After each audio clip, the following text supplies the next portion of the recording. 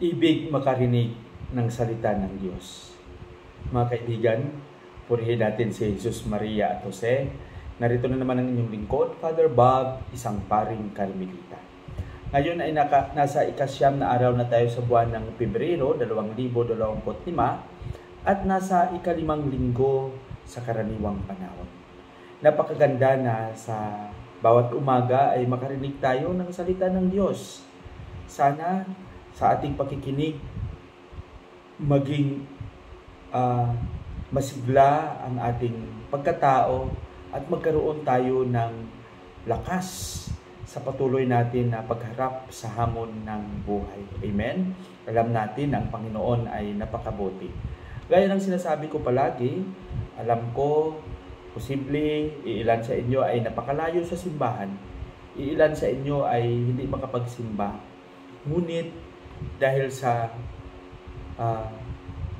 pakikinig sa mga mensahe ng mga pagbasa, ay naging kabahagi tayo ng pang-araw-araw na adhikain, maipalaganap, maipaabot ang mensahe ng Ebanghelyo. Amen? Sa araw na ito, ang ating pagninilay ay ibabahagi sa atin ni San Lucas, Kapitulo 5, versikulo 1 hanggang 11. Maraming mga tao ang talagang nababalisa pag marinig nila ang pangalan ni Jesus. Maraming mga tao ang talagang nakaramdam ng kasiyahan. Siglang-sigla ang kanilang mga katawan. Tuwang-tuwa sila. Na akala mo ay nagkaroon sila ng bagong buhay. Nakaramdam sila ng inspirasyon at pag-asa. Lalong-lalo na kung makita nila at alam nila na si Jesus ay dadaraan sa kanilang lugar. Bakit? Kasi gusto nilang makarinig ng salita ng Diyos. Kaya siguro para sa akin mas magandang pagnilayan natin ito. Hindi lang tayo puro salita. Sana mabigyan din natin ng pagkakataon na makinig din tayo. Upang sa pakikinig ay makapagnilay tayo at malaman natin kung ano ang gustong ipaabot ng Panginoon sa ating buhay. Amen? Ang pakikinig ay napakahalaga.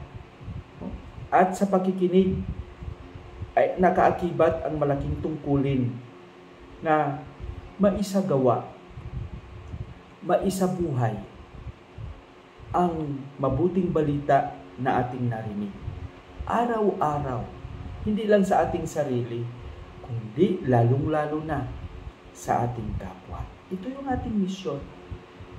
Tayo yung tagadala ng mensahe. Tayo yung buhay na mensahe ng Panginoon. Ang salita ay hindi nananatili sa aklat. Ang salita ay hindi nananatili sa ating mga bibig, sa ating isipan, sa ating puso, kundi narito na sa atin. Ang ating misyon ay kung paano natin ito maipalaganap, paano natin ito maisabuhay, paano natin ito mapanindigan. Sana patuloy tayong magsikap na maging kabahagi sa malaking misyon sa pagpapalaganap ng salita ng Diyos. Magkaroon tayo ng kasiglahan, inspirasyon na makinig palagi sa mensahe ng Panginoon sa ating buhay. Pagpalain nawa tayo ng Panginoon sa ating panalangin. Panginoong Hesus, maraming salamat sa iyong salita. Maraming salamat sa iyong awa.